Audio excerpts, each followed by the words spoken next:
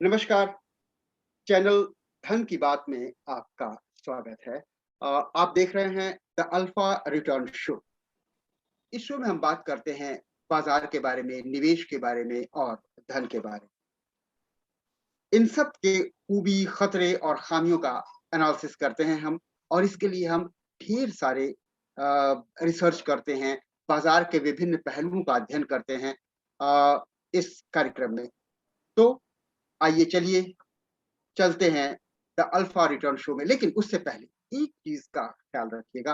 देखिए, हम आपके लिए इतनी ढेर सारी मेहनत करते हैं इसलिए ताकि आप बाजार के खतरों से बचे रहें और उन खतरों से बच करके ढेर सारा लाभ कमाएं बाजार से।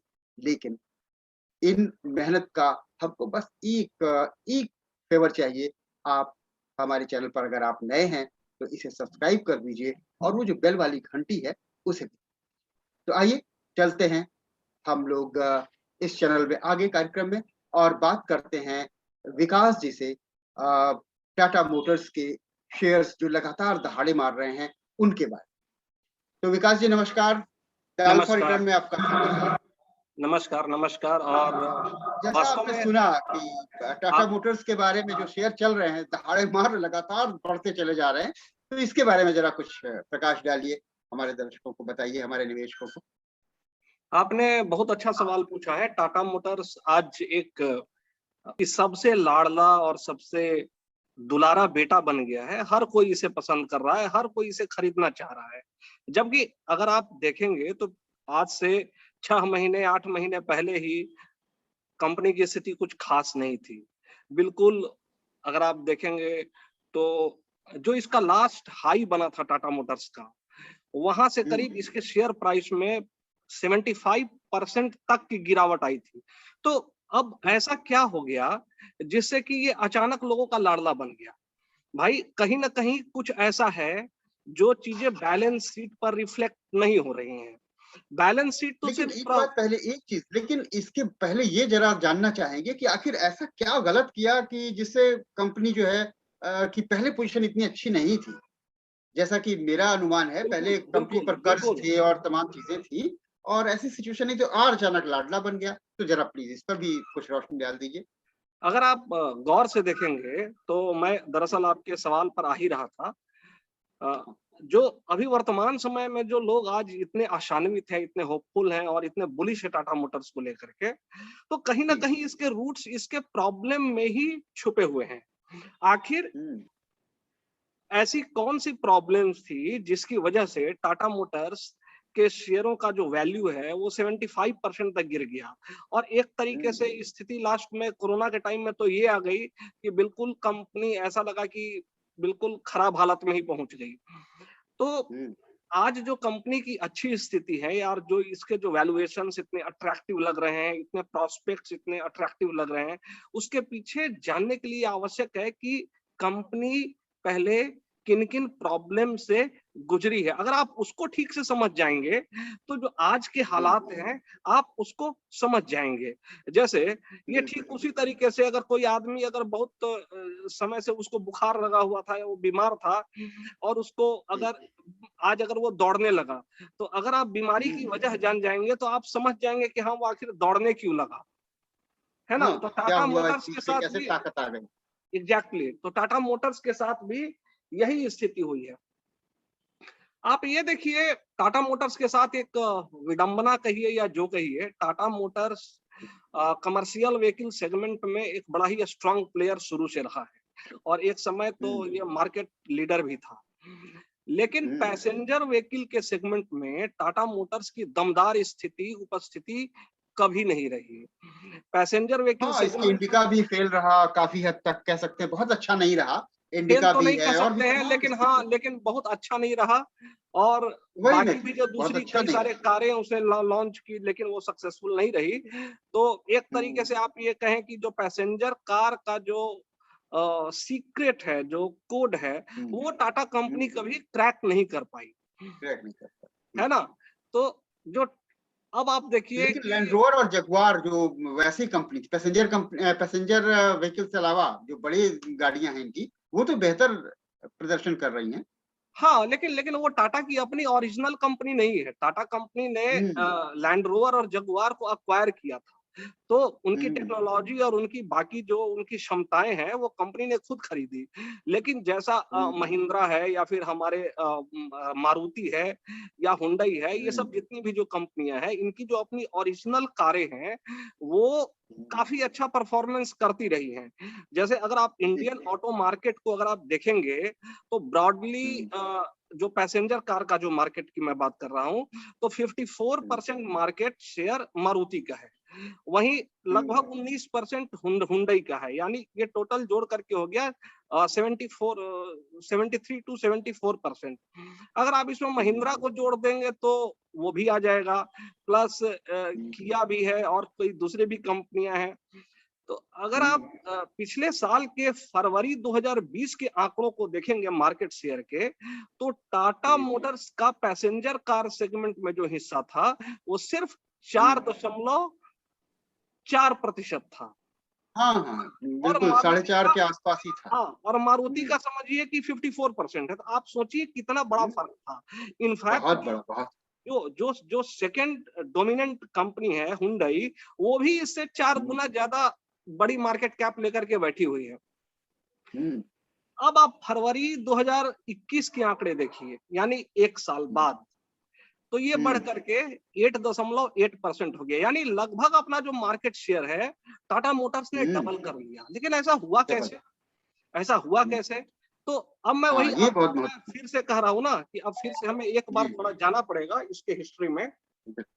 हम्म। टाटा कंपनी ने जब जगुआर और लैंड रोवर्स को खरीदा था, तो एक तरीके से ये वाटरशेड मोमेंट माना गया था, इसको नेशनल प्राइड से भी जोड़ा गया। लेकिन अब हम्म। होता क्या है ना कि आप सोचते कुछ और है, होता कुछ और है। हाँ। वही टाटा मोटर्स के साथ हुआ कि जो जगुआर और लैंड रोवर है, उसके लिए इसने कर्जे काफी लिए, क्योंकि ये दोनों हम्म। काफी बड़ी कंपनियां थी। और फिर हम्म। ब्रेग्जिट हुआ। ब्रेग्जिट होने हम्म। से क्या हुआ कि जो पाउंड स्टर्लिंग की जो कीमत थी यूरो के तुलना में, हाँ। वो 10% बिल्कुल। टूट गई। और टूट गया। मैं एक रिपोर्ट पढ़ रहा था, अपने रिसर्च के दौरान मैं रिपोर्ट पढ़ रहा था कि सिर्फ हम्म। सिर्फ ब्रेग्जिट के आशंका की वजह से ही, ब्रेग्जिट के की वजह से ही इसके बैलेंस शीट पर करीब 2300 करोड़, यानी हम्म। 2300 करोड़ रुपए का झटका तो सिर्फ ईएमआई का लगा। यानी अब उसको ज्यादा हम्म। ईएमआई इंटरेस्ट रेट हाँ, चुकाने चुकाने पड़ेंगे। थे, ये बिल्कुल। तो ये तो आप हम्म। इसके लिए बिल्कुल प्रिपेयर्ड नहीं है। अब हम्म। हम या आप ही कोई मकान खरीदते हैं और पता चला जी कि हम तो अभी जिस इंटरेस्ट रेट पर ले रहे हैं जी, वो जी। 6.5% है, और लेने के बाद ही हम्म। इन्फ्लेशन बढ़ने लगा और आरबीआई ने वो अगले 2-3 साल में, जो अगले 3-4 क्वार्टर में रेट बढ़ा करके वो 6.5 से 8 कर दिया। तो आपकी तो देनदारी जी बढ़ जी। गई ना, पहला। और सही बात। दूसरा दूसरा जो सबसे बड़ा जो प्रॉब्लम एक हुआ, वो हुआ कि बिजनेस क्लाइमेट और जो रेगुलेटरी एनवायरनमेंट था, वो बड़ा ही हम्म। अनसर्टेन हो गया। यानी हम्म। अब जो नया जो यूरोपियन यूनियन है, उसमें कौन से लॉज लागू होंगे, टैक्सेशन के लॉज क्या होंगे, दूसरे लीगल कंप्लायंस लॉज कितने होंगे। क्योंकि देखिए, एक जो ऑटो कंपनी काम करती है ना, उसका जो पूरा सप्लाई चेन होता है, वो बड़ा ही हम्म। विस्तृत होता है। लेबर लॉज से लेकर के तमाम लॉज होते हैं, बहुत सारी चीजें होती हैं जिनको मैनेज बहुत सी, करना बहुत तो सी। बहुत बहुत मुश्किल होता है। और बिल्कुल। इसके अलावा अगर मैं ये कहूं कि कंपनी की हालत खराब होने लगी, इसके बाद हम्म। आप ये देखिए कि इसी बीच में इन्होंने, ऐसा नहीं है कि सब कुछ बुरा बुरा ही हो रहा था, इस बीच में ये चाइना में भी गए। और हम्म। चाइना में इन्होंने, वहां की एक लोकल मैन्युफैक्चरर है चेरी हम्म। ऑटोमोबाइल्स, उसके साथ इन्होंने हम्म। लोकल प्रोडक्शन करना शुरू किया। हम्म। लेकिन अब देखिए, वहां पर उनको सफलताएं भी मिली काफी। हम्म। आप अगर देखेंगे तो 2002 सालों के अंदर ही टाटा मोटर्स ने 1 लाख यूनिट से बढ़ करके जो सेल्स थी उनकी चाइना में, वो 1.5 लाख हम्म। यूनिट्स कर दी, यानी लगभग 50% का इजाफा हुआ। हम्म। लेकिन उसके हम्म। बाद क्या हुआ, जैसा चाइना के साथ प्रॉब्लम है, हम्म। चाइना जगुआर और लैंड रोवर की जो टेक्नोलॉजी है, जो उसके कंपोनेंट्स हैं और जो मैन्युफैक्चरिंग प्रोसेस है, उसके क्वालिटी स्टैंडर्ड्स को मैच कर पाना किसी चाइनीज सप्लायर या चाइनीज वेंडर के लिए मुमकिन नहीं है। तो बहुत ग्रोथ तो हुआ, लेकिन प्रॉब्लम क्या हुई कि इतने ज्यादा इनको डिफेक्ट्स आने लगे कंपोनेंट्स में, हर पार्ट में प्रॉब्लम्स आने लगी, तो इनको रिकॉल्स बहुत करने लगे। इनको करीब 13 से ज्यादा रिकॉल करने पड़े। तो फायदा तो देखने को हुआ, लेकिन कायदे से देखेंगे ना तो उस फायदे का ये लाभ हाँ नहीं उठा पाए, क्योंकि उनका पैसा रिकॉल हाँ, सब चीजों में उसी में ही गया चला गया। तो चला आखिर गया। क्या स्ट्रेटजी ऐसी अपनाई कि आज ये हालत है? इतनी आपने बताया, सारी कुछ नेगेटिव चल रहा था, लेकिन अचानक ऐसा क्या किया, ऐसा क्या टर्नओवर हुआ, ऐसा क्या टर्न आउट हुआ कि इस तरह की चीजें निकल के सामने आई? मैं बार बार यही कहता हूं कि अगर टाटा मोटर्स की जगह पर अगर कोई दूसरी कंपनी होती तो ये तो अभी तक हम्म दिवालिया होकर के जी मृत हो चुकी होती। हम्म लेकिन टाटा ग्रुप की लेगेसी, उसकी ब्रांडिंग, उसका डीएनए कुछ ऐसा है कि कुछ बात है कि हस्ती मिटती नहीं हमारी। मिटती नहीं हमारी। तो हाँ, ये सही बात। बार बार जो है जमीन पर गिर करके उठ खड़ा होने की जो काबिलियत होती है वो एक हमेशा अच्छी मैनेजमेंट में होती है। देखिए, बिजनेस हम्म क्लाइमेट हमेशा अनसर्टेन होता है, कब क्या आएगा, सरकार का रेगुलेशन क्या होगा और बाकी चीजें कैसी होंगी, हाँ, लेकिन क्या मैनेजमेंट समीकरण कब बदल जाएंगे, क्या इक्वेशन कब बाजार के, सरकार के, तो वो बहुत अनसर्टेन है। सही बात। बिल्कुल बिल्कुल। अब देखिए,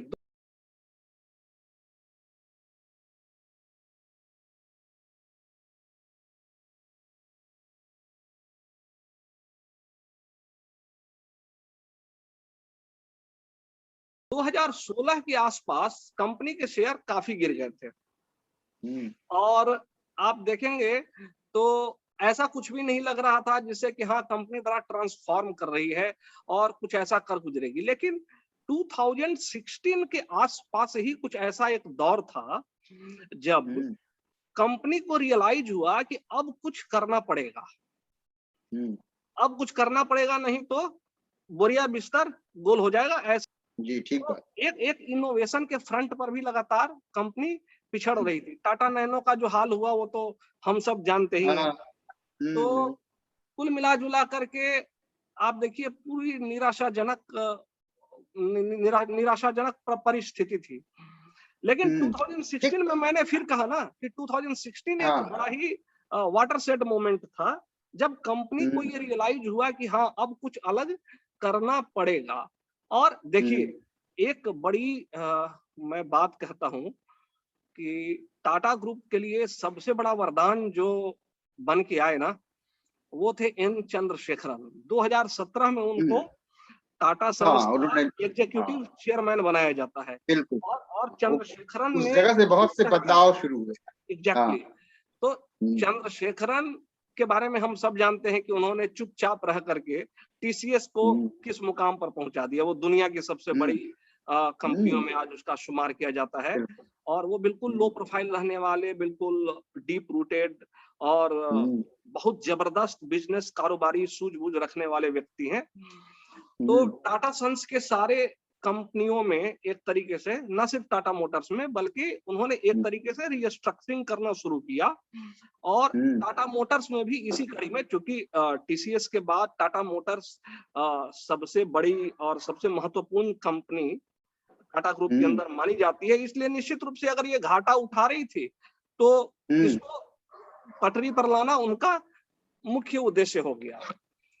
इसके बाद क्या होता है कि एक बहुत बड़े जो टर्न अराउंड स्पेशलिस्ट है, मिस्टर हम्म, गुंटर, मैं उनका नाम पूरा भूल रहा हूँ क्योंकि वो हम्म। जर्मन नाम है और बड़ा टंग ट्विस्टर है, तो रहने हाँ, दीजिए। जर्मन नाम। हाँ, उनका उच्चारण करना सही कह मेरे रहे लिए हो, बड़ा वही। मुश्किल हो रहा है। शाह वाह इतने ज्यादा लेकिन होते हैं कि फिर। एग्जैक्टली तो ठीक है। मिस्टर गुंटर को हम्म अ, जो जेएलआर और लैंड रोवर के कार्यभार से मुक्त करके इनको टाटा मोटर्स के पूरे रीस्ट्रक्चरिंग करने की जिम्मेदारी सौंपी गई। हम्म और ये हम्म गुंटर जी वही हैं जिन्होंने इसके पहले एयरबस और डैमलर क्रिस्लर क्रिस्लर जैसी बड़ी बड़ी कंपनियों का भी कायाकल्प हम्म, अ, किया था।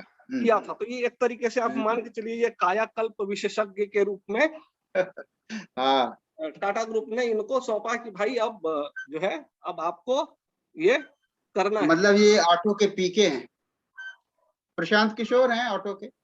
नहीं, ये प्रशांत किशोर को तो ठीक है, आप कह रहे हैं, लेकिन प्रशांत किशोर को मैं ये मानता हूँ कि वो हमेशा जीतने वाले घोड़े पर दांव लगाते हैं। लेकिन हाँ, हाँ, लेकिन बिल्कुल ये मरे हुए सही बात। घोड़े को जिता दें, मैं प्रशांत ये बात किशोर की काबिलियत तभी बिल्कुल। मानूंगा जब वो राहुल गांधी को प्रधानमंत्री बनाते हैं। बिल्कुल, क्योंकि वो मृत पड़े हुए घोड़े हैं, है ना? सब कुछ बुरा-बुरा है। ठीक अब बात, सही बात। कांग्रेस पार्टी एकदम नेस्तनाबूत है। अब वो जुड़े हाँ, और ऐसा करें कि भाई हाँ, ये 300, 400, 300 सीट, 250 सीट ले आए। हाँ, तब तब लोगों माना को जाए, सही लगेगा कि बात हाँ, है। ये गुंटर जी की बिल्कुल, बराबरी कर सकते हैं। लेकिन लेकिन गुंटर जी इस काम को करते हैं कि डूबे हुए को ऊपर उफान पर ऊपर ले आते हैं, ये वाली बात। हाँ, हुँ, तो उनको एन चंद्रशेखरन ने ये ज़िम्मेदारी सौंपी और यहीं से अब वहाँ से हुँ, देखिए मैं आपको कुछ स्क्रीन शेयर करूँगा, मैं कुछ पीपीटी हुँ, स्लाइड्स हैं, आप उनको देखते हाँ, जाइए, हाँ, आ जाए, तो बिल्कुल। आपको ये समझ में आने लगेगा कि ये क्या हो रहा है टाटा ग्रुप के अंदर में। ये पूरा हाँ, अब आ गया। आप देख रहे हैं ना? ओके, ठीक है। जी, तो ठीक है, तो अब हमारे अब हम अपने एक दर्शकों लाइन को भी में बता दें कि ये जो है टाटा मोटर्स के बारे में पूरी कहानी किस तरह से चीज़ें ग्रो हुई, इसके बारे में एक प्रेज़ेंटेशन है, आप भी देखें और इसे समझें। तो हाँ, आपने ये स्क्रीन शेयर किया है, अब मैं देख सकता हूँ इसको। अब ये तमाम जो बातें जो तमाम मैंने प्रॉब्लम्स बताई, तो जी, उनका अगर लबो-लुआब हम कहें, अगर हम एक स्लाइड में अगर मैं उसको समराइज़ करूँ, तो उन जी। सब प्रॉब्लम्स की वजह हुँ, से टाटा मोटर्स की हालत ये हुई। आप देख रहे हैं ये जो 2011 में जो कर्जे का लेवल था, वो 2012 हुँ, में बढ़ गया, वो 13 में बढ़ा और ये लगातार बढ़ करके बिल्कुल आखिरी स्थिति में तो ये हुआ कि 1,20,000 करोड़ रुपए का कर्जा टाटा मोटर्स के हुँ, बैलेंस शीट पे बैठ गया, बिल्कुल। जबकि उनकी कारें बिक नहीं रही थी। हुँ, उनकी कारें बिक नहीं रही थी और कर्जे बढ़ रहे थे। तो हुँ, ये दिखाता है कि अब कंपनी किस हालात में पहुंच गई। अब यहीं से जो है, यहीं से टर्न अराउंड की शुरुआत होती है। हुँ, कंपनी ने इसमें से बहुत सारा जो कर्ज है उसको तो राइट ऑफ कर दिया। बिल्कुल, it means hmm, real right of करने का मतलब होता है कि उसको सीधे-सीधे बट्टे खाते में डाल देना। डाल दिया, हाँ। हाँ, अब मैं फिर से आता हूँ आपके पहले क्वेश्चन की ओर, जो हमने हुँ, शुरू में बात करी थी कि हाँ, अब टाटा मोटर्स का जो है ट्रांसफॉर्मेशन हुँ, शुरू हुआ। हुँ, हुँ, इट मीन्स 2020 मतलब ट्रांसफॉर्मेशन दिखना शुरू हो गया 2020 से। तो हुँ, 2021 में कंपनी के हुँ, पैसेंजर व्हीकल डिवीजन में करीब हुँ। 69% की ग्रोथ देखने को मिली। ये एक बड़ा हाँ, ये बहुत अचानक और बहुत बड़ा उछाल है एक तरह से देखा जाए। हाँ, ये बहुत अचानक, लेकिन 69% तो बहुत लेकिन है। ये बदलाव हाँ। अचानक नहीं हुआ। हुँ, 2017 से लेकर के 2020 तक कंपनी ने क्या किया कि हुँ, इसने एक बड़ी काम की, वो है जिसको कहते हैं ना प्लेटफ़ॉर्म मॉडल, जिसको हुँ, टेम्पलेटाइज़ेशन कहते हैं। जैसे आप कोई हुँ, एक टेम्पलेट बना लें, तो टेम्पलेट बनाने की वजह से क्या होता है, जो कार्य करने की जो स्पीड होती है, जो हुँ, प्रोडक्टिविटी होती है, वो बहुत तेज़ी से बढ़ जाती है। बढ़ तो जाते हैं। टाटा मोटर्स ने भी वही किया, जो इसने 2 प्लेटफ़ॉर्म डेवलप किए जिसको कहते हैं अल्फ़ा और ओमेगा। और हुँ, अल्फ़ा और ओमेगा 2 टेम्पलेट्स थे, हुँ, उसके बेसिस पर कंपनी ने बहुत हुँ, तेज गति से क्वालिटी कारें मैन्युफैक्चरिंग करनी शुरू कर दी। हुँ, और इस टेम्पलेट मॉडल में क्या है कि एक टेम्पलेट जो है इनके लिए वो प्रीमियम सेगमेंट की कारों के लिए है और दूसरा पैसेंजर हुँ, जो पैसेंजर्स रिटेल हाँ, सेगमेंट की जो कारें हैं उनके लिए है। हाँ, तो उसके हाँ, चलते होता क्या है कि जो इनकी 60 टू 70% जो पार्ट्स, कलपुर्जे, जो सीट की पोजीशन और जो तमाम तरह की जो डायनेमिक्स होती हैं, ऑटो डायनेमिक्स, डिजाइन डायनेमिक्स, हुँ, वो तो सेम रहती हैं। और जी, बाकी जो काम करना पड़ता है वो सिर्फ 30 से 40% काम ही करना पड़ता है। तो आप देखिए कि जो वर्क प्रोसेस है वो करीब 30% प्रोडक्टिविटी इनकी बढ़ गई इस प्लेटफॉर्म मॉडल के हाँ, अपनाने से। हुँ, दुनिया की बिल्कुल, बेहतरीन कंपनियां जो हैं, ऑटो कंपनियां, वो इस प्लेटफॉर्म मॉडल को अपनाती हैं। और आज हुँ, भारत में टाटा मोटर्स एक ऐसी कंपनी बन चुकी है जो इस प्लेटफॉर्म मॉडल को बहुत, ऐसा लगता है ना कि they have mastered this craft. वो हुँ, इसको बहुत ही बेहतरीन तरीके से यूज कर रहे हैं। मैं आपको तो जो इलेक्ट्रिक व्हीकल्स की जो बात है, वो ज्यादा मुझे लग रहा है कि इनको बहुत लिक्रेटिव और बहुत वैसा ऑफर दे रही, जनता को भी लग रहा होगा, या जो इनके शेयर खरीदने वाले हैं उनको भी लग रहा होगा कि फ्यूचर है इलेक्ट्रिक व्हीकल्स का, तो इसमें लगाया जाए पैसा, इसलिए भी तो नहीं इनके शेयर कुछ ज्यादा उठ रहे हैं। हाँ, वो बिल्कुल है, वो बिल्कुल है। लेकिन देखिए, वो तो भविष्य के गर्भ में छुपा है ना। हम्म। भविष्य में इलेक्ट्रिक व्हीकल्स आएंगे, उनका प्रोडक्शन होगा, लोग ज्यादा बाई करेंगे, इसमें बहुत सारे एजम्पशंस हैं। अब हाँ। अब ये जो पूरी स्टोरी है, ये स्टोरी बहुत ठीक से प्ले आउट करना आवश्यक है। भाई ये हम्म। ठीक क्रिकेट के गेम की तरह है कि आप आएंगे, आप पिच को समझेंगे, आप ऐसे स्ट्रोक लगाएंगे, ये करेंगे, वो करेंगे, शुरू के 10 ओवर में आप हाँ, बहुत किंतु परंतु है इस। लेकिन पता चला कि अचानक से गुगली आ गई। वो गुगली कहीं से आ हाँ। सकती है, वो टेक्नोलॉजी की हम्म। वजह से आ सकती है, वो सरकार के रेगुलेशंस की वजह से आ सकती है, और अचानक कोई कोरोना जैसा संकट आ जाए, या जैसे देखिए सेमीकंडक्टर का जो प्रॉब्लम है, हम्म। सेमीकंडक्टर का प्रॉब्लम ऐसा होगा, ये किसने सोचा था। कोरोना सही तो बात। चला गया, लेकिन सप्लाई चेन से जुड़े हुए कई सारे प्रॉब्लम्स उसने खड़े कर दिए। उसमें हम्म। एक सेमीकंडक्टर का बड़ा इशू है, जो ऑटो हम्म। कंपनी फेस कर रही हैं, आपको पता ही बिल्कुल। होगा। हाँ, हाँ, उससे डिलीवरी तमाम रुकी हुई है। अभी बीबीसी में देख रहा था, ढेर सारी कारें खड़ी हुई हैं जो डिलीवर्ड नहीं की जा सकती, इसलिए कि सेमीकंडक्टर्स नहीं है और उनको उनकी सप्लाई नहीं है, बिल्कुल रुकी पड़ी है। अब आपको यहाँ पर हैरानी होगी कि टाटा मोटर्स कैसी इस समस्या से निबट रही है। अब हम्म। देखिए, जो इसके पास जो भी अभी सेमीकंडक्टर चिप्स हैं, तो उन चिप्स का यूज वो अपने प्रीमियम और हाई मार्जिन वाली जो गाड़ियां हैं उसमें यूज कर रही है। हम्म। और दूसरा, तो इस सेमीकंडक्टर की समस्या से सारे ऑटो कंपनियों को नुकसान हो रहा है, ऐसा तो है नहीं कि सिर्फ टाटा हम्म। मोटर्स को ही नुकसान हो रहा है। हाँ, ठीक बात। तो हाँ। टाटा मोटर्स का जो सबसे जो हाई मार्जिन और हाईली प्रॉफिटेबल जो बिजनेस है, जगुआर और लैंड रोवर का, ये हम्म। अपने सेमीकंडक्टर चिप्स का यूज वहां कर रहे हैं। और हम्म। जो रिटेल सेगमेंट को अभी थोड़ा सा वो अ, हाँ, मैं ये तो नहीं कहूंगा कि ध्यान नहीं दे रहे हैं, लेकिन उनकी प्रायोरिटी वो है। उनकी लेकिन प्रायोरिटी है। हाँ, उन लेकिन अगर आप देखेंगे कि अब मारुति को आप देखिए दूसरी तरफ, मारुति का तो हम्म। 54% का मार्केट शेयर है, और वो हम्म। मैक्सिमम जो है वो रिटेल सेगमेंट में है, तो समस्या उनके लिए ज्यादा बड़ी है। तो टाटा ठीक मोटर्स बात। को स्ट्रगल कर रही है, लेकिन बाकी दूसरी ऑटो कंपनी ज्यादा स्ट्रगल कर रही हैं। और ठीक। दूसरी बात ये कि ये समस्या भी एक आध साल में कम हो जाएगी या समाप्त हो जाएगी। 2023 के प्रारंभिक जो फर्स्ट क्वार्टर है, हाँ।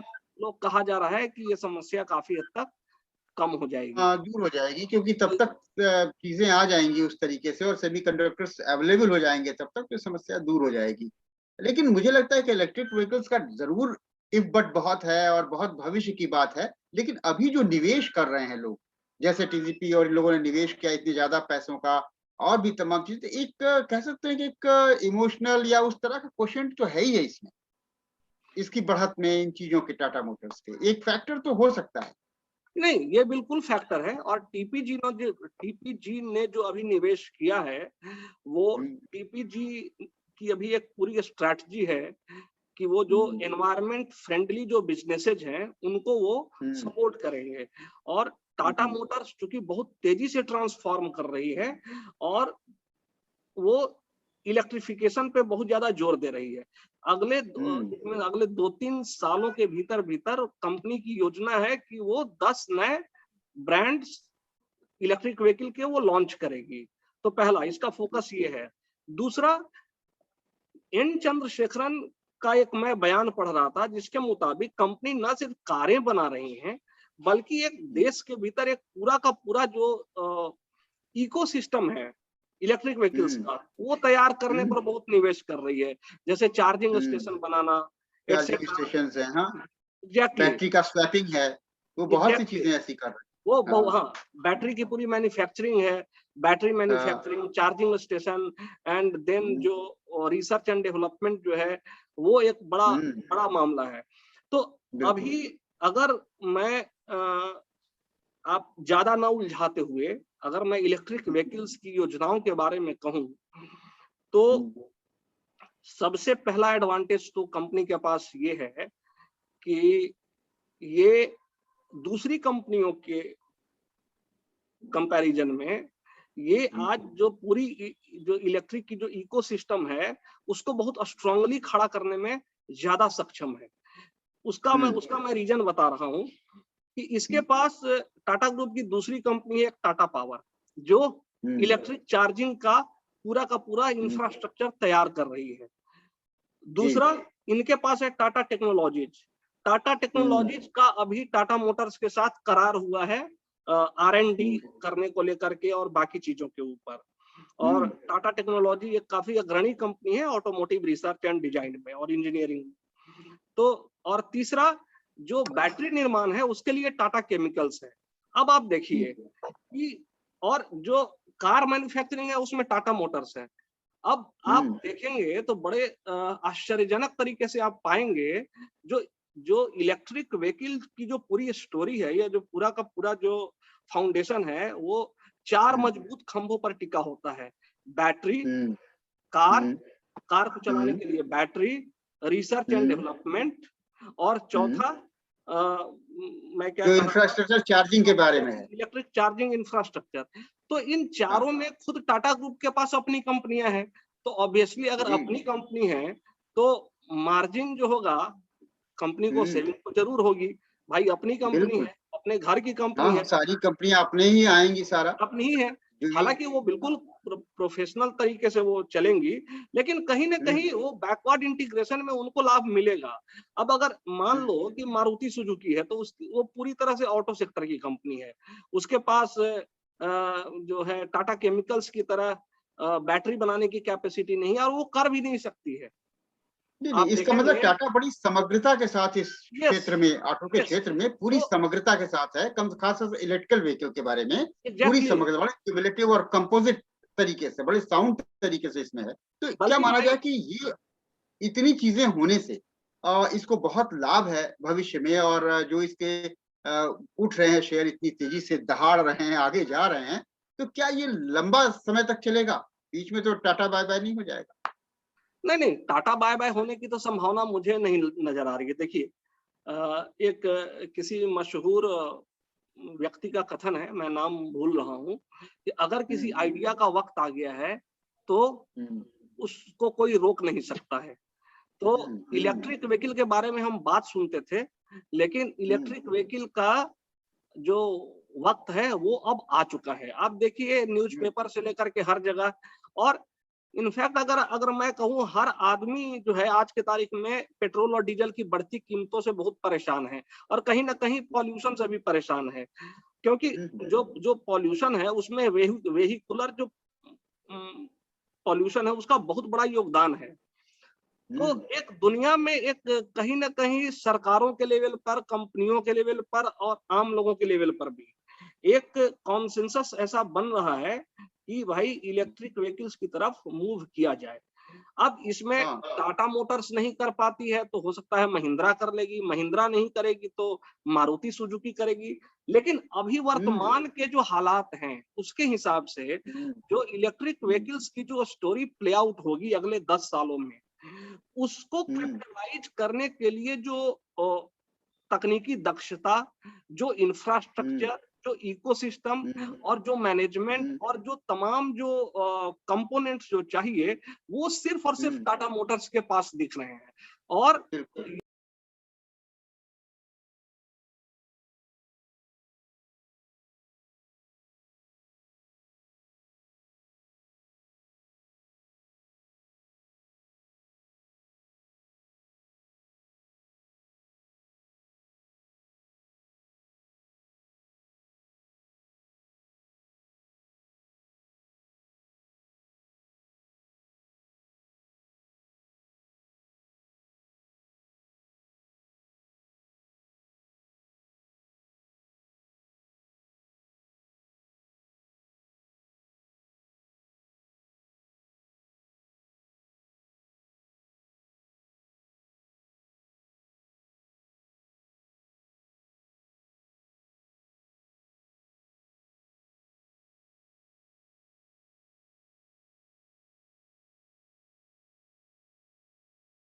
इसका मतलब है, जो आपके कहने से मैं समझता हूँ ये, कि अगले 10 साल तक जो टाटा मोटर्स की ग्रोथ है, वो अगर अनुकूल परिस्थितियां थोड़ी रही तो लगातार आगे जाएंगी। तो ऐसे में निवेशक क्या करे इसके लिए, इस क्षेत्र में कैसे उसके जाए, पहले क्या करे, क्या करे? उसके पहले मैं एक बात बताऊंगा कि चलिए, मैं मानता हूं कि ये ऐसा नहीं है कि जो पेट्रोल और डीजल वाली जो गाड़ियां हैं वो पूरी तरह से समाप्त हो जाएंगी, या जो मारुति या महिंद्रा या हुंडई की जो बाजार पे बादशाहत है वो पूरी तरह से समाप्त हो जाएगी। ऐसा नहीं होने जा रहा है, क्योंकि देखिए, एक उन्होंने अपना एक इंफ्रास्ट्रक्चर खड़ा किया है और वो इतनी आसानी से नहीं जाएगा। पहला, टाटा मोटर्स के लिए अच्छी बात क्या है कि टाटा मोटर्स का जो कमर्शियल व्हीकल सेगमेंट था वो बहुत अच्छा कर रहा है। इट मीन्स वो तो अच्छा कर ही रहा था। दूसरा, पैसेंजर व्हीकल जो आज तक हिस्टोरिकली कभी अच्छा नहीं किया, वो न सिर्फ अच्छा कर रहा है बल्कि अपार संभावनाओं को की तरफ दस्तक दे रहा है। और तीसरा, जो जगुआर और लैंड रोवर जो इनके लिए मेजर रेवेन्यू ड्राइवर रहा, इट मींस 60 to 70% का जो कंपनी का टोटल जो रेवेन्यू रहा है वो सिर्फ जगुआर और लैंड रोवर से आता है, वो भी अब पटरी पर आता दिख रहा है। कर्जे कम हो रहे हैं, कंपनी जो है 2025 तक कह रही है कि कर्जों को कम कर लेंगे। तो अब कंपनी के जितने भी इंजन हैं वो सारे फायर करने को तैयार हैं। और बिल्कुल, तब तो पैसेंजर आकाश व्हीकल, में जाएगी ये, टेक बिल्कुल ऑफ तो बिल्कुल, बिल्कुल और करेगी। पैसेंजर व्हीकल का जो सेगमेंट है अभी इसकी हिस्सेदारी 8.8% है। मैं ये कहता हूं कि अगर ये 20% भी हो जाता है, ये 30% भी हो जाता है, कौन जानता है भविष्य, कौन जानता है, हो सकता हाँ, है कि इलेक्ट्रिक व्हीकल्स पूरा डिसरप्ट कर दे आने वाले टाइम में। क्योंकि हाँ, आप देखिए, टेक्नोलॉजी की वजह से आज डिसरप्शन होने में समय बहुत कम लगता है पहले के बहुत तुलना कम, में। हाँ, बहुत बिल्कुल। कम लगता है, जो अब ऐसा नहीं है कि पहले अगर 20 से 30 साल लगता था नई टेक्नोलॉजी को आने में, तो अब वो जो इफेक्ट है ना सिर्फ 2-3 सालों में पैदा हो जाता है, क्योंकि बिल्कुल। तकनीक उतनी एडवांस हो चुकी है। हाँ, और वैसे भी सरकार ने कुछ समय दे रखा है कि अगले 5 साल, 7 साल, 10 साल के भीतर हम 50% से ज़्यादा बिजली से चलने वाले वाहन लाएँगे। तो ना हाँ, सही पूरा सफल होने पर, लेकिन आंशिक तौर पर भी सफल होगी, तो ज़ाहिर है कि पूरा सिनेरियो बदलेगा और उसमें टाटा मोटर्स की जो स्थितियाँ हैं, वो बेहतर होंगी मुझे लगता एक कहते हैं कि मॉर्निंग शोज द डे। अभी देश में जितने भी इलेक्ट्रिक व्हीकल्स बिक रहे हैं उसमें 70% पर टाटा मोटर्स का कब्जा है। और है। कंपनी जितने भी जितनी बाकी दूसरी कारें हैं, दूसरी जो कंपनीज है, हुँ। महिंद्रा हो, मारुति हो, ये सब रेस में ना बहुत पिछड़ी हुई नजर आ रही है। मैं हिंदी में उसको ऐसे कहूँगा कि पूत के पाँव पालने में नज़र आने लगे हैं। हाँ, हाँ, एग्ज़ैक्टली, आप बिल्कुल सही कह रहे हैं। तो जो शेयर बाज़ार है, वो तो भविष्य को रिफ्लेक्ट करता है। आज अगर कंपनी में ताबड़तोड़ तेज़ी है, तो इसके पीछे उसका भविष्य है। क्योंकि क्या हुँ, पता, जैसे मारुति का डोमिनेंस मैं कह नहीं सकता, इस बात को, हुँ, इस बात की भविष्यवाणी करनी मुश्किल है। लेकिन क्या पता इलेक्ट्रिक व्हीकल सेगमेंट में टाटा मोटर्स का जो दबदबा है शायद वही हो जो हुँ, मारुति का अभी है। और दूसरी एक बात और, एक बड़ी अभी तक जो भारतीय पैसेंजर कारें हैं वो देश में तो अच्छा करती रही है, लेकिन हुँ, विदेशों में उनकी डिमांड न के बराबर है, क्योंकि जो सेफ्टी नॉर्म्स होते हैं, जो वर्ल्ड के, जो हुँ, दुनिया में देखिए, जब आप अमेरिका, जापान और जर्मनी में कारों को बेचेंगे तो उनके जो हुँ, सेफ्टी स्टैंडर्ड्स हैं और जो क्वालिटी स्टैंडर्ड्स हैं उनको मैच करना पड़ेगा, जो भारतीय कारें नहीं कर पा रही हैं। उसमें एक हुँ, बहुत बड़ा जो उसको मैं बताना चाहता हूँ कि जीएन कैप, ये एक हुँ, ऐसी बॉडी है, जीएन कैप, जो हुँ, कारों में सेफ्टी रेटिंग्स देती है। अभी तक कोई भी भारतीय ओरिजिन की कार हुँ, 2 स्टार से ज्यादा नहीं मिला किसी को। हुँ, आप समझ रहे हैं ये। और ज़ाहिर है। तो टाटा फिर नेक्सॉन जो बा है, टाटा नेक्सॉन पहली ऐसी कार है भारतीय डिजाइन की हुई, भारतीय हुँ, इंजीनियर्स के द्वारा डिजाइन हुई, भारतीय प्लांट में डिजाइन हुई, जिसको पूरी की पूरी 5 स्टार रेटिंग मिली है। ये बहुत बड़ी बात है, बहुत बड़ी बात है, बहुत बड़ी बात है। ये तो फिर बहुत बड़ी बात है। और और इसकी जो निश्चित तौर दूसरी पर जी दोनों के, एक तो भारत की, भारतीय कंपनी के नाते, एक भारत के संदर्भ में भी, और दूसरे वैसे भी कि टाटा को भी इससे बहुत फायदा होगा बाजार में, क्योंकि इंटरनेशनल मार्केट में फिर एकमात्र कार टाटा एलेक्सन हुई होगी जो एक तरह से उस नाम को पूरा कर रही हो, दूसरा ही हाँ, बाजार बनेगा। तो सिर्फ भारत ही नहीं, अगर टाटा अपने इन क्वालिटी स्टैंडर्ड्स को और इम्प्रूव करती है और R&D पर उसका बड़ा फोकस है, पिछले 2 सालों के भीतर भीतर जो R&D का इसका बजट था वो दोगुना हो गया है। ये एक बहुत बड़ी बात है। और इसके पास टाटा टेक्नोलॉजीज की बैकअप है। टाटा टेक्नोलॉजीज एक अलग कंपनी है जिस पर हम एक अलग प्रोग्राम लेकर के आएंगे, क्योंकि अभी वो अनलिस्टेड स्पेस में ट्रेड कर रहा है और वो अभी उसका IPO आने वाला है। तो वो अपने आप में बड़ा एक इंटरेस्टिंग केस स्टडी होगा। अभी हम सिर्फ इतना बता दें कि टाटा मोटर्स के बारे में ऐसा लग रहा है कि ना सिर्फ भारत में बल्कि आने वाले टाइम में इंटरनेशनल स्टैंडर्ड पे भी वो खरा उतरेगी। और आप देख रहे हैं कि टेस्ला ने क्या किया। टेस्ला का आज वैल्यूएशन कितना है, आज टेस्ला का वैल्यूएशन कितना है, उसके मुकाबले में टाटा मोटर्स का वैल्यूएशन कितना है, कुछ नहीं है। इट मीन्स वो राजा भोज है तो हम गंगू तेली हैं। और जाहिर है, बहुत बहुत अंतर है, बहुत अंतर है। बहुत का अंतर है, बहुत का अंतर है। तो टाटा मोटर्स रिटेल सेगमेंट में, और एक इसने एक बड़ा परसेप्शन चेंज किया है कि जो हाई क्वालिटी सेफ्टी स्टैंडर्ड्स होते थे वो सिर्फ और सिर्फ प्रीमियम कारों में होते थे पहले। यानी मर्सिडीज में बैठने वाला बंदा है, जो BMW में बैठने वाला बंदा है, वो ज्यादा उसको सिक्योर्ड कारें मिलेंगी, सिक्योरिटी फीचर्स मिलेंगी, और जो रिटेल वाले होंगे वो भगवान भरोसे मिलेंगे। भाई ये नहीं होगा। टाटा मोटर्स ने लेकिन अभी देखिए जो पंच आ रही है, पंच सुनते हैं कि सेफ्टी नॉर्म्स के बारे में बहुत बेहतर कार मानी जा रही है। अभी तो 20 अक्टूबर को ये मैंने मतलब लॉन्च बताया होगी, तो। अभी लॉन्च हो रही है। हाँ, बहुत ठीक बात। टाटा नेक्सॉन जो है, टाटा नेक्सॉन को 5 स्टार रेटिंग मिली। अब जो इसकी दूसरी कार है अल्ट्रॉज, उसको भी 5 स्टार रेटिंग मिली है। तो ना सिर्फ रिटेल बल्कि ना सिर्फ प्रीमियम बल्कि रिटेल वालों को भी काफी सिक्योर्ड कार मिलेगी। और जो नेक्सॉन है उसमें जो फीचर्स आ रहे हैं वो तो अपने आप में बहुत ही अद्भुत है। तो डिजाइन हो, क्वालिटी हो, सेफ्टी हो, ब्रांडिंग हो, हर मामले में जो टाटा ग्रुप के जो पैसेंजर कार्स थे कभी अच्छे नहीं माने गए। लेकिन इन चारों पैरामीटर्स को लगता है कि अतीत को पीछे छोड़ करके एकदम अपना काया पलट कर लिया है। अचानक सारी कुछ चीजें बदल गई हैं। पिछला जितना भी आप बता रहे हैं, एक सामान्य दर्शक, एक सामान्य जानकार के लिए तो ऐसा लगेगा कि टाटा का ये पिछला विगत जो है वो बिल्कुल उसको पता ही लगेगा। अभी जो शानदार तरीके से, चमकदार तरीके से एंट्री मारी है बाजार में, तो उसको देख करके तो लगता नहीं 1-1.5 महीने में जो कुछ हो रहा है टाटा मोटर्स के साथ, लगता नहीं कि इतना पिछला कर्जे में रहा होगा, इतनी बुरी परिस्थिति में रही होगी टाटा। तो मैं अभी आपको इसका फिलहाल मैं आपको इसका टेक्निकल चार्ट दिखाता हूँ, आपको एक अंदाज चलेगा।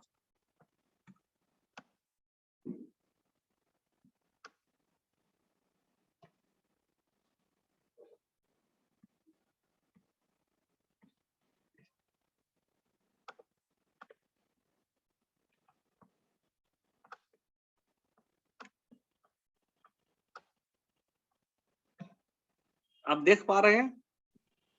देख रहा हूं मैं। टाटा मोटर्स का चार्ट आप देख रहे हैं? जी बिल्कुल। आप देखिए तो 2015 तक जो कंपनी की ग्रोथ रही वो काफी अच्छी रही है। इट मीन्स बीच बीच में गिरावट आया है लेकिन काफी अच्छी रही है। उसके बाद कुल से मिला करके ठीक था, लेकिन बहुत तेजी से फिर गिरी है। उसके बाद बहुत शार्प गिरावट हुई है। और 2020 में तो बिल्कुल वो आप समझिए कि बॉटम पर आने जा रही थी। बिल्कुल बिल्कुल रॉक बॉटम पर इसका प्राइस आ गया। अब देखिए इसमें फिर से रिकवरी होती दिख रही है इसके प्राइस चार्ट में। और ये जो येलो लाइन आप देख रहे हैं उसको रेसिस्टेंस लाइन कहेंगे हम। ये रेसिस्टेंस लाइन एक ऐसा लाइन होता है जहां पर एक तरीके से ये साइकोलॉजिकल बैरियर भी होता है कि उसको तोड़ पाना स्टॉक के लिए बड़ा मुश्किल होता है, क्योंकि वहां पर सप्लाई आ जाती है, अक्सर वहां पर सप्लाई आ जाती है। आप देखिए कि वो जो रेसिस्टेंस है उसको बहुत ही जबरदस्त तरीके से इसने तोड़ा है। अब जो इसका, अब ये जब तोड़ा है तो इसका जो अगला डेस्टिनेशन होना चाहिए लॉजिकली, तो जो आखिरी हाई बनाया था 650 के आसपास, वो उसका डेस्टिनेशन होना चाहिए। और इसके बाद तो फिर ये बिल्कुल अनचार्टर्ड टेरिटरी में पहुंच जाएगा। और अनचार्टर्ड टेरिटरी में अगर आप एक बार पहुंच गए तो फिर प्राइस कहाँ जाएगा कौन जानता है। इट मीन्स वो तो डिपेंड करता है कि कंपनी का सेल्स कैसा होता है, रेवेन्यू कैसा आता है। लेकिन इतना अवश्य है कि चार्ट पर भी और वैसे भी फंडामेंटली भी टाटा मोटर्स का फ्यूचर ब्राइट ही ब्राइट है। इसका मतलब हम ये नहीं कह रहे हैं कि आप तुरंत जाइए और टाटा मोटर्स से शेयर एक्यूमुलेट करना शुरू कर दीजिए, क्योंकि ये अभी बहुत बढ़ चुका है और मार्केट भी ओवर हीटेड है। तो हो सकता है कि थोड़ा बहुत करेक्शन आ जाए, लेकिन हाँ, आप इसको अपने रडार पे रखिए और इसमें जब भी गिरावट आए कोई, तो आप उसको एक्यूमुलेट करना शुरू कर दीजिए। ऐसा कहते हुए मैं ये डिस्क्लोजर दे रहा हूं कि मेरे पास खुद टाटा मोटर्स के शेयर हैं और इसमें मेरा वेस्टेड इंटरेस्ट है। इसलिए आप सोच समझ करके फैसला करें, अपना स्वयं का निर्णय करें, स्वयं रिसर्च करें, क्योंकि जो स्टोरीज होती है उसको प्ले आउट होने में टाइम लगता है। ठीक बात है। हाँ। ये केवल एक सुझाव है, एक सलाह है, एक बताया जा रहा है कि ऐसा भविष्य है इसका, लेकिन ये कोई निर्देश या इस तरह का चीज नहीं है, या ना भविष्यवाणी है कि हम कह रहे हैं कि नहीं साहब ऐसा ही होगा, क्योंकि बाजार पे बहुत सी चीजें, बाजार डिपेंड है बहुत सी चीजों के ऊपर, और कब क्या हो कुछ पता नहीं। यही टाटा मोटर्स जैसा आप बता रहे हैं कि इससे पहले क्या था और आज ये है। हाँ, निश्चित तौर पर हम जो चीजें देख रहे हैं अभी वर्तमान में, उससे उम्मीद करते हैं कि टाटा मोटर्स अभी फिलहाल काफी समय तक आगे जाएगी, ऐसी उम्मीद की जा सकती है। बिल्कुल, क्योंकि टाटा मोटर्स जो है, टाटा मोटर्स ही नहीं, पूरा का पूरा ऑटो सेक्टर देखिए वो बड़ा बुलिश है चार्ट पे। अभी जो स्मार्ट मनी है वो भी यहाँ पर मूव कर रही है, क्योंकि अब आगे आने वाले टाइम में वही सेक्टर्स बढ़ेंगे जो अभी तक नहीं बढ़े हैं। तो उसमें ऑटो सेक्टर पर लोग काफी बुलिश है और टाटा मोटर्स के शेयर को लेकर के भी बाजार काफी बुलिश है। करीब 20 से ज्यादा एनालिस्ट जो हैं उन लोगों ने इनको बाई रेटिंग दे रखी है। लेकिन मैं हमेशा ये महसूस करता हूं, अगर आपको धनी बनना है बाजार में, तो आपको ना बिग ट्रेंड पकड़ना पड़ेगा, बड़ा ट्रेंड पकड़ना पड़ेगा, बड़ा वेव पकड़ना पड़ेगा। ये 50 रुपए पर खरीदा, 50 रुपए बढ़ गया तो बेच दिया, उसमें पैसे बनते नहीं। तो आप एक संतुलित पोर्टफोलियो बनाइए और जब भी टाटा मोटर्स अच्छा करे, जब भी ऑल टाइम हाई पर जाए और या अगला रेसिस्टेंस को पार करे, जब भी उसमें कोई डिप आए, तो धीरे धीरे करके आप एक्यूमुलेट करते रहिए। इस तरीके से आपको ये बिल्कुल संयम के साथ, और कह सकते हैं कि गलतियों से बचते हुए तब आप करें। अचानक वो जो एक होता है कि नहीं आपने इतना लिया और इतना कर दिया, खरीद दिया, बेच दिया, वैसा ना करें। मतलब उसके बूम के फेर में ना आए। मोस्टली क्या होता है कि आजकल सोशल मीडिया पर नॉइज इतना है कि टाटा मोटर्स अच्छा कर रहा है तो जाएंगे और टाटा मोटर्स खरीद लेंगे, और कल को क्या होगा कि प्राइस जो है 100 रुपए गिर जाएगा, तो फिर वो गालियां देने लगेंगे। तो हाँ, इस तरह या अचानक बेच करके निकल जाएंगे बिना वेट किए हुए कि फिर इस करेक्शन के बाद भी इसके आगे फ्यूचर है इसका, लेकिन कई बार हड़बड़ी में जल्दी में निकल जाएंगे। ये भी है, अब संयम भी रखना पड़ेगा, धैर्य रखना पड़ेगा, समझना पड़ेगा बाजार की चाल को। तो एक भविष्य की उम्मीद मैं सिर्फ यही दे रहा हूँ कि बाकी कॉम्प्लेक्स कैलकुलेशन में मत जाइए। अभी मारुति का शेयर प्राइस क्या है? 7,468 और उसका मार्केट शेयर है 54%। अगर इसका आधा भी हो गया तो आप सोचिए कि कंपनी के पास कितना रेवेन्यू और कैश फ्लो आएगा। बिल्कुल। तो मेरे हिसाब से तो ये एक लॉन्ग टर्म की बड़ी अच्छी स्टोरी है और हमारे सामने बड़ी अद्भुत अद्भुत स्टोरीज प्ले आउट होती रहती हैं, लेकिन हम उसको इग्नोर कर देते हैं, क्योंकि जब वो घट रही होती हैं तो हम उसको लेकर के आशान्वित नहीं होते हैं या डर जाते हैं कि अरे ये तो बहुत बढ़ गया है, अब इसको क्या खरीदें। ठीक है, ये तो 50% बढ़ गया है, लेकिन अब जो 50% बढ़ता है वही 100% भी बढ़ता है और फिर वहां से भी वो 5 टाइम्स हो जाता है, फिर आगे चल करके 20 टाइम्स हो जाता है। 10 साल के बाद आप देखेंगे अरे ये तो टाटा मोटर्स का शेयर सिर्फ 550 रुपए पे था और आज ये 10,000 रुपए पर है। उस समय आप अफसोस करेंगे। लेकिन अगर आप अभी के हिसाब से देखेंगे तो इसको बाई करना और होल्ड करना ये अपने आप में बहुत ही उसके लिए धैर्य और संयम की जरूरत होती है। और मैं तो बार बार कहता हूँ शेयर बाजार में नॉलेज से ज्यादा धैर्य की जरूरत होती है। वो धैर्य, नॉलेज तो बहुत लोगों के पास है और बहुत नॉलेजेबल लोग बहुत लोटिया डुबा के बैठे होते हैं, और जो धैर्यवान लोग हैं वो उसका बिल्कुल, पूरा मजा लूटते हैं। बिल्कुल, बिल्कुल। यहाँ धैर्यवानों की ही जीत है।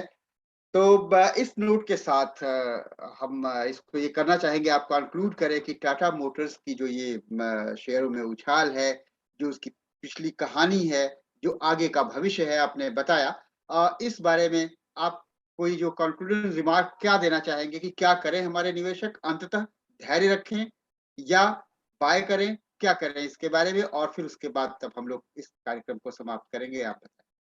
मैं फिर वही दोहराऊंगा कि मैं इस चैनल पर कोई टिप्स नहीं देता। आप अपना स्वयं हुँ, का निर्णय करें। हमने आपको काफ़ी सारे पॉइंट्स बता दिए हैं। उन पॉइंट्स के आधार पर एक मोटे तौर पर आपको आइडिया तो लग गया होगा कि क्या होने वाला है। आप इसके बाद खुद रिसर्च करें और अ, अधीर ना हो। जी, जी। अभी शेयर मतलब प्राइस हमने धन गिरने की भी बात गिरेगा। कर दी। हमने धन की बात कर दी, आप दर्शक, निवेशक अपने मन की बात को सुनें, देखें, जाँचें, परखें और फिर उसके बाद निवेश करें। यही जी क्या हाँ। है? तो आज टाटा मोटर्स के शेयर्स और टाटा मोटर्स के बारे में अगली बार हम लोग किसी एक तात्कालिक और नए विषय के साथ, विश्लेषण के साथ पेश होंगे। धन की बात चैनल पे द अल्फा रिटर्न शो से हम अब विदा होते हैं। अगली बार फिर हम यहीं मिलेंगे इसी समय।